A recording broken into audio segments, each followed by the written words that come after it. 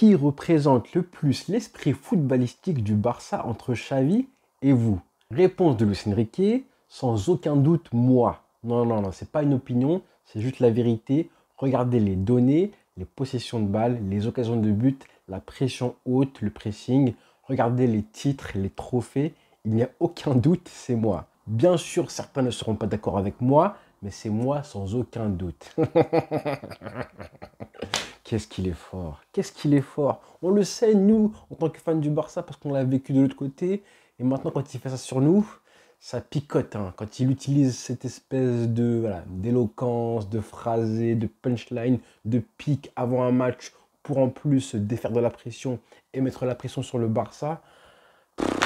Même si t'aimes pas ça, ça picote, hein, mais tu respectes, tu dis franchement, il est fort, il est très fort. Même si ça te fait du mal parce que tu es concerné directement, ça te vise toi, honnêtement, tu as juste à dire franchement, respect, bravo. Là, c'est juste du trash talk. C'est fait exprès, hein, ne croyez pas, il sait très bien ce qu'il fait. Il sait très bien qu'il a les moyens de piquer éventuellement l'ego de Xavi. Il veut le piquer pour justement provoquer une réaction. Mais Xavi, s'il te plaît, par pitié, ne réagis pas. Peut-être que là, en conférence de presse, à l'heure où je fais la vidéo, elle n'est pas encore arrivée, hein, la conférence de presse de Xavi, peut-être qu'il va répliquer en disant je sais pas quoi, peut-être en rentrant dans son jeu, en disant qu'il a été meilleur en tout cas sur le terrain que lui, hein, en tant que joueur, qu'il représentait largement plus le football du Barça que Luis Enrique, ce qui serait vrai aussi. Hein.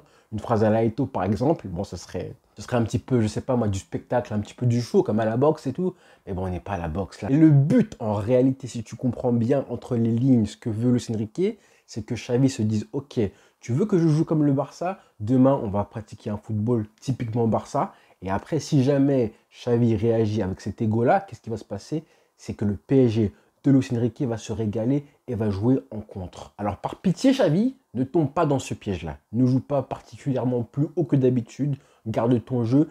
On va jouer un match à l'extérieur. Il faudra être solide défensivement, ne pas tendre le bâton pour que le PSG nous botte les fesses, nous fouette les fesses. Et ils n'attendent que ça, qu'on joue haut et que justement ils se régalent des transitions rapides. Moi, je veux un Barça qui fasse l'inverse, qui justement joue en contre. Et qu'à la fin du match, justement, Xavi dit en conférence de presse, eh ben oui, il avait raison, Luis Enrique, quand il disait justement que Luis Enrique représente peut-être plus le football du Barça, mais en tout cas, nous, on a gagné. Moi, je m'en fous complètement. Ce serait justement magnifique de voir justement que Luis Enrique, il joue un football qui se rapproche un peu plus de la philosophie du Barça, mais qu'à la fin, qui c'est qui gagne? Eh ben, c'est Xavi. Ce serait tellement drôle. Là, moi, je m'en fous. Hein. Ce serait justement drôle que Luis Enrique joue un football qui se rapproche plus de la philosophie du Barça, qu'il s'amuse à jouer avec un football de possession et qu'il se fasse contrer justement par un Barça qui joue pas du tout comme d'habitude. Ce serait juste jouissif.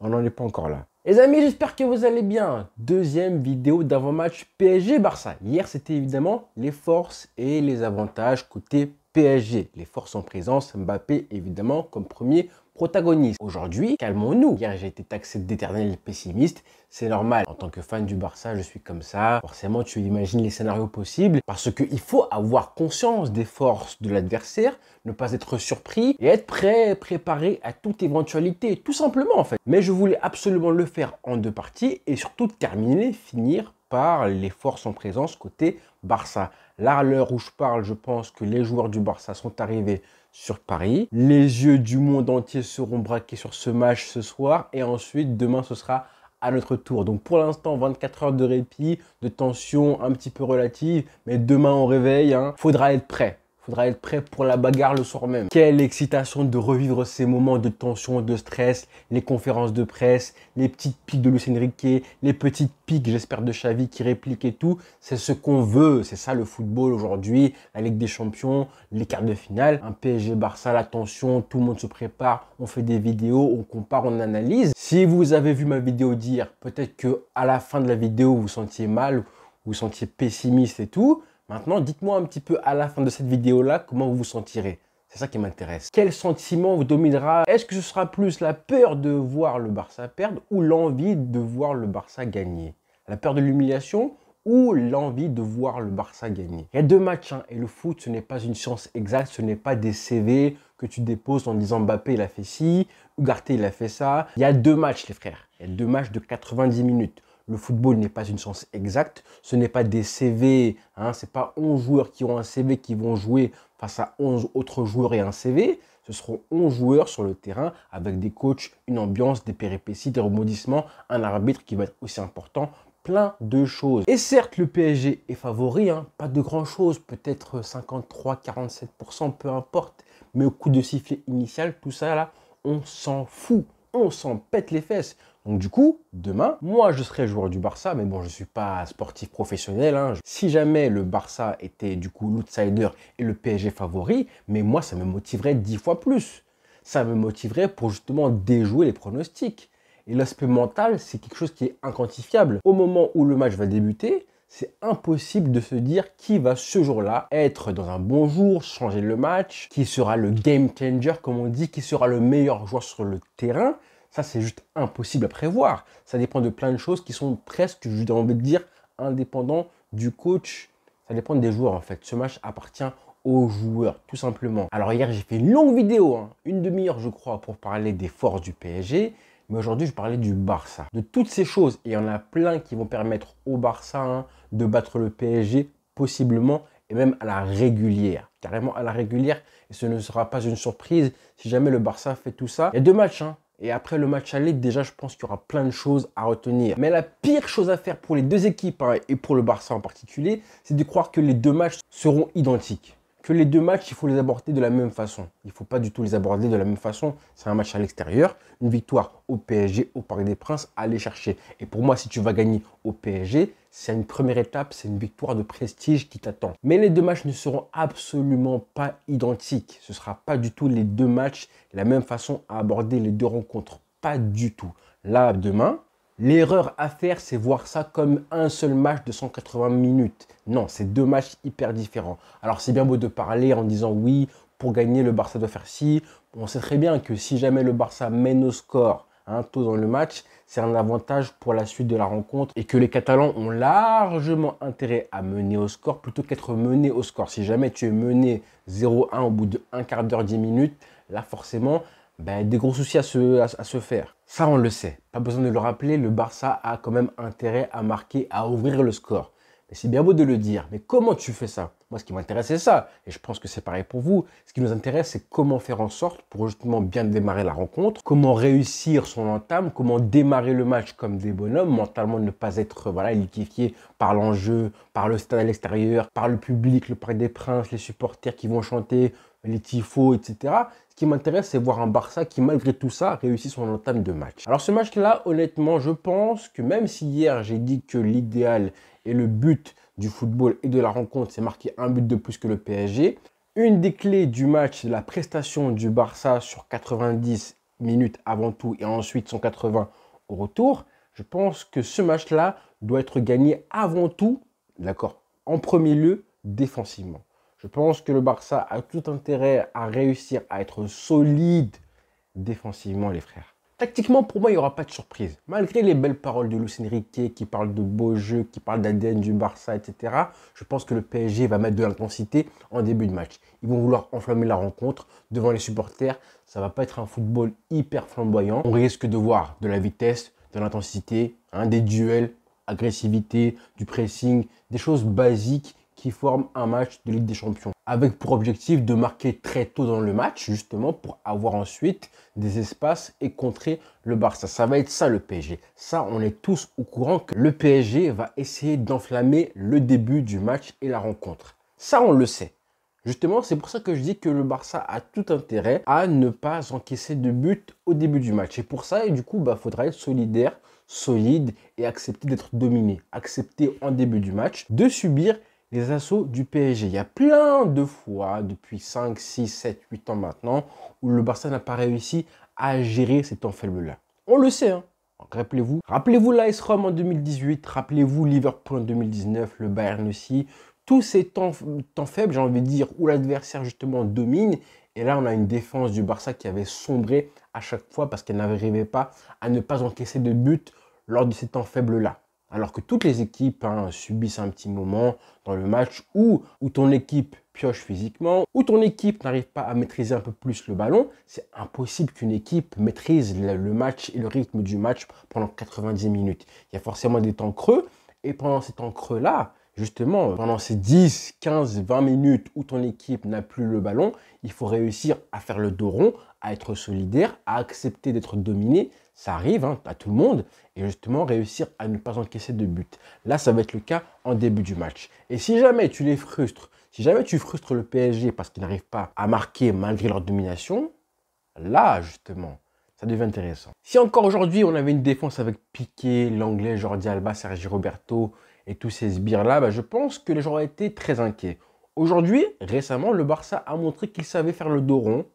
Depuis, je pense, un an et demi, j'ai envie de dire, avec la saison dernière où le Barça a montré de très belles choses défensives en Liga. Il y a eu des matchs où on était dominé et on arrivait justement à subir sans encaisser.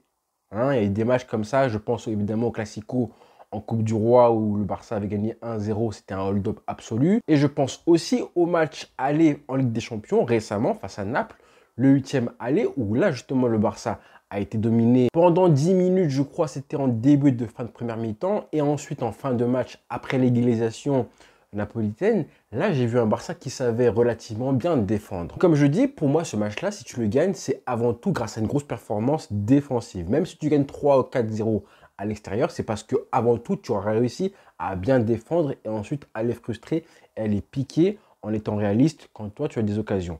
Ça va être hyper important, les frères. D'accord? Araujo, ton duel avec Mbappé. Koundé, c'est pareil. Je veux des prises à 2 sur ce mec. J'ai confiance parce que Mbappé, il n'est pas souvent confronté à des mecs qui défendent aussi bien en 1 contre 1 que Araujo. Il a eu des mecs comme Kyle Walker. Mais un client comme Araujo, en plus Koundé qui le connaît bien, dans un bon jour, franchement, Mbappé, attention. Les supporters, les médias parisiens parlent d'intensité mise par le PSG en Ligue des Champions, etc. Et qui faisait du mal au Barça autrefois, sauf que maintenant, aujourd'hui, le Barça sait répondre à l'intensité.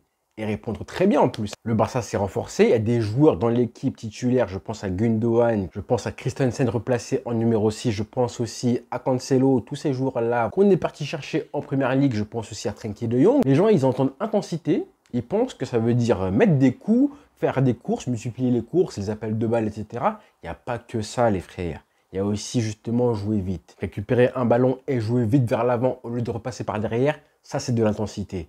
Faire un pressing, du coup attirer l'adversaire sur un pressing et ensuite ressortir vite le ballon par une passe longue comme Koubarsi, ça aussi c'est de l'intensité. Alors les flèches du PSG, elles peuvent laisser le ballon complètement au Barça et la possession au Barça. Elles peuvent attendre les moindres contres qui arriveront comme ça dès qu'ils vont récupérer le ballon. Mais si jamais le Barça arrive à être solide défensivement lors des 15-20 premières minutes et réussit à endormir la rencontre avec de la possession, avec de la maîtrise technique et tactique, ensuite, qui va être frustré? Qui va commencer à sortir un peu plus au pressing, à laisser des espaces, à monter sur le porteur du ballon? Ça va être le PSG. Et si tu laisses un petit peu d'espace à ce Barça-là, avec les passeurs qu'on a justement dans l'équipe au milieu de terrain, et même en défense, Koubarsi c'est le cas, Koundé c'est pareil, avec cet équilibre de joueurs que le Barça a, ça veut dire des joueurs de ballon qui savent tricoter un petit peu, courir avec le ballon, et les joueurs de profondeur comme Rafinha, le mélange est parfait. Honnêtement, le mélange est parfait. Du coup, tu crées des espaces. Et ça m'amène à mon deuxième point qui est hyper important, c'est les faiblesses du PSG aujourd'hui. On a Achraf Hakimi qui est suspendu pour ce match aller. Pour moi, ça a une importance, même si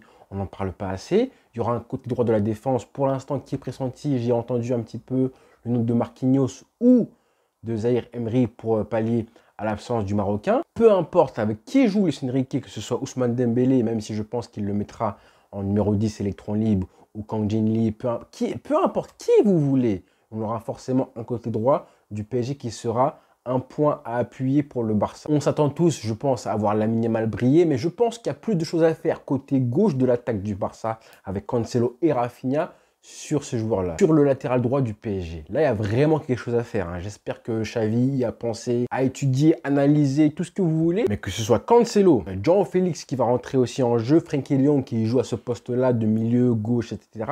Je pense vraiment qu'il y a un truc à faire côté droit de la défense du PSG. Moi, ça ne me surprendrait absolument pas si je vois un Barça qui a des occasions en contre. Et je veux voir ça justement. Je veux voir un Barça solide défensivement, qui se projette vite sur les côtés et qui fait mal aux latéraux du PSG. Comme une équipe de Ligue des Champions qui joue à l'extérieur face à un gros d'Europe. C'est comme ça que je veux voir le Barça. Parce que la maîtrise du ballon et du rythme, ça le Barça peut l'avoir. Je pense que le Barça aura la possession, que le PSG va attendre et que le schéma tactique sera hyper simple avec on essaie de toucher Mbappé le plus vite possible, le plus loin possible des cages du PSG. Mais justement, quand tu as réussi à contrer ou arrêter ou à stopper, anticiper, du coup, 1, 2 ou 3 contres ou transmissions rapides vers Mbappé ou vers Dembélé, qu'est-ce qui va se passer du coup? Mbappé, justement, lui, il se sentira un petit peu esselé, il va vouloir un petit peu descendre, aider à créer un petit peu du surnombre, proposer une solution. Le bloc du PSG va essayer de le soutenir, donc de monter un peu plus et de ne pas rester que derrière.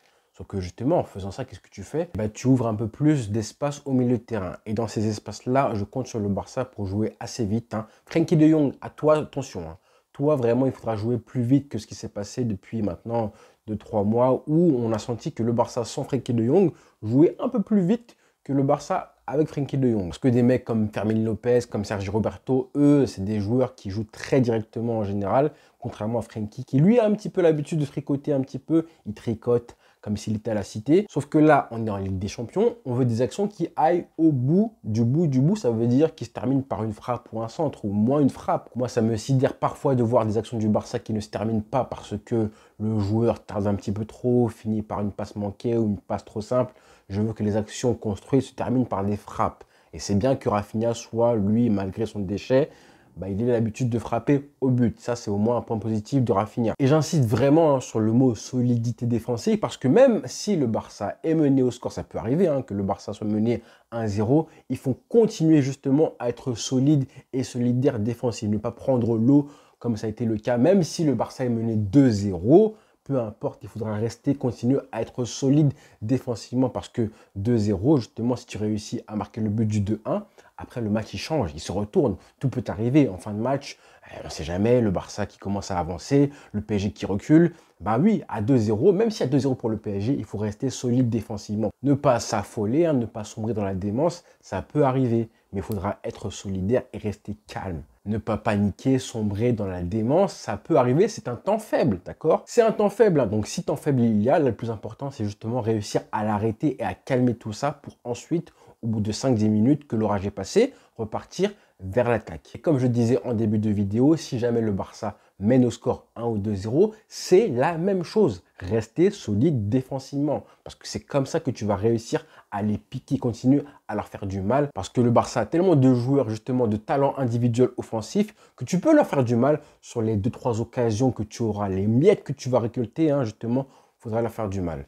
Avec les talents qu'on a, Lewandowski, João Félix, tous ces joueurs de ballon là, je ne peux pas croire qu'on n'a pas de solution offensive. On a en plus un bon effectif, Ferran Torres qui est revenu. Tous ces joueurs là, même si on les a critiqués pour leurs manquements, leurs lacunes, etc., je pense qu'ils ont chacun en eux de quoi aider le collectif et l'équipe à un moment dans le match. Un mec comme Félix, quand il entre en jeu, souvent quand le Barça est en galère ou mené au score, peu importe, tu sens que le mec, il sait quoi faire. Il a cette petite dose d'expérience ou de vista, c'était vraiment de la vista, où le mec, peu importe qu'il a en face, même des grands défenseurs, tu sens qu'il a une espèce d'insolence de vista des grands joueurs. Ça me rassure. Un mec comme Pedri, s'il entre en jeu, comme j'en ai parlé, je crois, c'était quelques jours, quand il entre en jeu, si le Barça mène au score ou est mené, peu importe. Apparemment, il est encore convalescent, on ne sait pas s'il jouera ou pas, mais si jamais le Barça est mené au score, malheureusement, en fin de match, un mec comme Pedri, c'est un cadeau du ciel, justement, en fin de match. Parce que les petits espaces, parce que face à une équipe qui joue assez bas aussi, il va se régaler. Plein de choses. Il faudra aussi compter sur ces mecs-là, parce qu'on a pas mal de joueurs sous la menace de suspension, comme je l'ai parlé hier justement, et des mecs comme Sergi Roberto, ils seront utiles aussi. On a pas mal de solutions sur le banc, mine de rien, malgré les blessés, Gavi, que j'aurais aimé voir se balader, se bagarrer sur la pelouse du Parc des Princes. Malheureusement, il ne sera pas là. Baldé, c'est pareil. Mais comme je disais, il y aura forcément des joueurs qui vont prendre des risques, couper les actions, faire des fautes. Et je pense qu'on aura des suspendus, c'est sûr. Des mecs comme Christensen, De Jong. Christensen qui sera normalement au duel avec Ousmane Dembélé, ce sera une des clés du match. Une des clés du match. Forcément, il y a des grandes chances pour qu'il prenne un jaune et sera suspendu pour le match retour. Peu importe. Il ne faut pas penser, comme je disais, à 180 minutes. Il faut penser justement à ces 90 minutes-là. Si tu prends un jaune, c'est pas grave. On verra ça au retour. On fera le nécessaire pour te remplacer. Alors moi, j'ai parlé avec plein de supporters parisiens, des potes à moi qui sont pour le PSG et tout, et ils sont pleins, il y en a plein qui sont dans l'optique à justement voir les joueurs du PSG réussir à frustrer les joueurs du Barça, à les faire dégoupiller. On sait qu'il y a, je crois, 7 joueurs du Barça sous la menace d'une suspension pour le match retour. Bon, et j'ai entendu plein de gens qui disaient, ouais, dommage qu'il n'y a pas un mec comme Verratti, comme Paredes, un joueur truqueur, un joueur roublard qui te fait dégoupiller justement, qui t'énerve et qui te fasse complètement sortir de ton match, comme c'était le cas hier par exemple pour CR7 qui encore une fois a pété les plombs. Mais moi je ne vois pas quel joueur du Barça serait sous pression, quel joueur du Barça tu peux faire un petit peu dégoupiller. Je ne vois pas aujourd'hui. À l'époque peut-être, hein, quand on avait des joueurs sur le terrain comme Suarez, comme Piqué aussi qui était facile à énerver. Tu le driblais une ou deux fois et tirais le maillot, etc. Busquets c'était pareil, des fautes tactiques et tout. Mais aujourd'hui c'est plus compliqué, il y a des joueurs d'expérience, de malice. Bon, il n'y a pas Gavi. Et lui, justement, ça aurait été l'inverse. Hein, c'est le joueur qui te fait péter les plombs, toi. Mais Dieu merci, aujourd'hui, on a un coach qui prend lui-même toute la pression. Et je compte sur lui pour le faire, pour justement amener le Barça dans cette espèce de zone mentale où on est prêt pour le match, où les joueurs ont cette espèce d'envie d'aller chercher un résultat à l'extérieur et non pas la peur de perdre. Ce sera hyper important de la part de Xavi. Ça, j'ai confiance, évidemment, parce que le Barça se débrouille très bien aussi à l'extérieur. Ça, il faut le dire. On ne le dit pas souvent, mais le Barça fait une très bonne saison à l'extérieur, en Liga comme en Ligue des Champions, malgré la défaite, c'est vrai, face à Donetsk. Franchement, aujourd'hui, tu regardes le milieu de terrain du PSG, t'as pas peur. T'es le Barça en face, t'as largement de quoi maîtriser la rencontre, dicter le rythme, éteindre carrément la pression, l'intensité que voudra mettre le PSG sur 90 minutes. C'est impossible, hein. Croyez pas, hein. Ils vont pas réussir à être, comment dire, agressifs, à vouloir allumer la rencontre pendant 90 minutes. Ça n'arrive jamais, ça. Ils vont essayer de le faire en début de match, ça c'est sûr. Maintenant, on a largement un milieu de terrain, le Barça en tout cas, a ses qualités, les joueurs, le coach, ce que vous voulez pour réussir à éteindre ce pressing-là, à éteindre l'intensité mise par le PSG. Si tu réussis à le faire pendant 10, 15, 20, 30 minutes, plus le temps passe hein, et plus tu vas réussir à frustrer le PSG. Et même si jamais, malheureusement, le PSG mène au score là et réussit à marquer le premier but à la 70e minute, par exemple, ils auront, je pense, dépensé beaucoup d'énergie pour le faire. Et gardez en tête tous les matchs cette saison en Liga comme en Ligue des Champions où le Barça a réussi à marquer des buts en fin de rencontre. Ça, c'est un signe. Donc pour finir, hein, si je résume un petit peu toutes les forces du Barça, on a un bel effectif. On a malheureusement 2 blessés importants. Des suspendus, c'est vrai. Ou plutôt des joueurs sous la menace d'une suspension pour le match retour, c'est vrai aussi. Mais on a un bel effectif quoi qu'il arrive. On a une grosse équipe, presque une équipe type qui va jouer demain pour ce match-là. On a un milieu de terrain qui est sur le papier supérieur à celui du PSG, donc on aura quoi qu'il arrive la maîtrise du match, ça c'est sûr et certain. Maintenant, ce qui va évidemment être la clé du match, ce seront les individualités devant et derrière en défense et en attaque. Donc comme j'ai dit hier, les détails seront évidemment en termes d'efficacité des deux côtés, côté PSG comme côté Barça, parce que le PSG, mine de rien, une défense un petit peu... Voilà, un peu léger, on va dire, Beraldo, l'absence d'Hakimi. Ils prennent beaucoup d'occasions, quoi qu'il arrive. À tous les matchs, hein, que ce soit en Ligue 1, on l'a vu ce week-end face à Clermont, tous les matchs, ils prennent des occasions. Maintenant, il faudra être hyper réaliste côté Barça, ça c'est sûr. Et pour ça, il faut les faire douter, réussir à les frustrer. Hein. Ils s'imaginent tous réussir à frustrer le Barça, à nous faire un peu péter les plombs. Mais qui vous nous dit que ce ne sera pas l'inverse, justement? Cette équipe-là du PSG, elle est gouvernée par un Luis Enrique qui fait le maximum pour leur enlever de la pression. Parce qu'il sait, il le sait très bien, je pense, que cette équipe-là, mentalement, elle est fragile. Elle n'est pas si forte que ça, mentalement. Hein, si jamais tu les frustres et tu marques un but qui leur fait du mal, si tu égalises au score, au Parc des Princes, alors que l'équipe, forcément, aura mis de l'intensité, de l'engagement et de l'énergie, si tu réussis à basculer et à faire vriller cette espèce d'équilibre mental, aller au hasard comme ça, un petit scénario comme ça, gratuit. Imagine, je joue le marabout et le PSG réussit à ouvrir le score dès la 5e minute par Mbappé. D'accord? Voilà, 1-0 pour le PSG, mais le Barça continue à défendre et tout. On défend. Et je sais pas moi, on réussit du coup à frustrer, à faire en sorte que malgré les occasions du PSG qui se multiplient, le score reste à 1-0 et le Barça réussit à égaliser à la 75e minute, par exemple. Un partout. Qu'est-ce qui se passe? Psychologiquement, qui a l'avantage? Pour les 15 minutes qui restent, qui a l'avantage? Voilà. Imaginez juste ça. Après là, c'est du foot fiction, hein. Il peut se placer plein de choses aussi, un carton rouge et tout. On a vu l'arbitre qui a été désigné, le PSG invaincu avec lui et tout. Mais à la fin, qui c'est qui parle? C'est les poètes, c'est les joueurs. Et les coachs, ils peuvent faire ce qu'ils veulent, mais parfois, mentalement, bah, tu n'as plus tes joueurs comme s'ils étaient en face de tout dans le vestiaire. Tu n'as pas les moyens de les calmer, de les canaliser.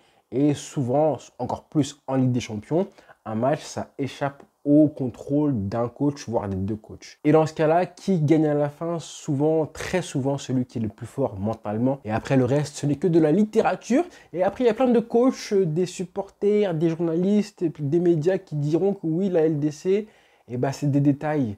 Oui, mais tu n'as pas encore vu ce qui s'est passé avant. Tu n'as pas vu vraiment ce qui s'est passé, le déroulement du match, l'énergie dépensée, les duels qui ont épuisé les joueurs, le Lamine Yamal qui aura fait du mal à ses défenseurs, le Lewandowski qui aura usé la défense du PSG à lui tout seul parce qu'il aura un ascendant psychologique et qu'il aura fait un gros match. Tu n'auras pas vu que Rafinha, il aura travaillé sur le côté gauche de l'attaque du Barça et que Félix, quand il entre en jeu, il aura vu et il saura comment appuyer et comment faire mal à la défense du PSG aussi parce qu'il aura été justement influencé par son coach Xavi qui lui aura dit où se placer, etc.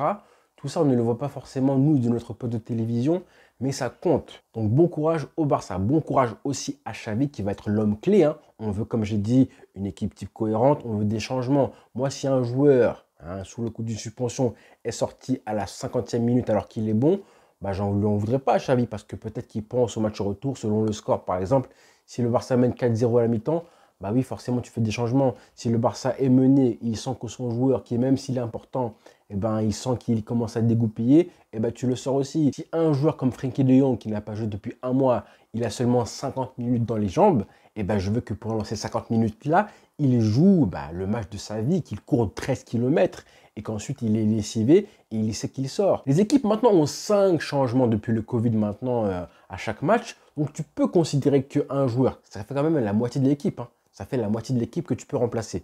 Donc tu peux te dire que un joueur, il est programmé à jouer 65 minutes de jeu. Avant le match, tu le sais.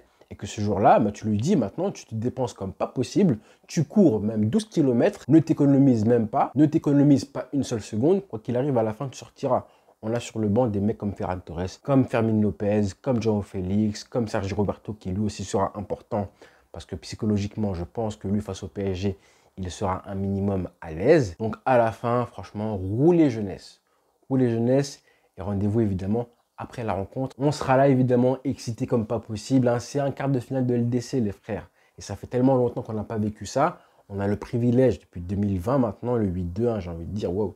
Donc voilà, on a le privilège de revivre ça. Donc encore une fois, savourons ce match-là, d'accord? Il faut que les joueurs pensent 90 minutes d'abord, ne pas penser au match retour. Et après, on fera la vidéo, le débriefing, et on fera les comptes après, seulement après la rencontre.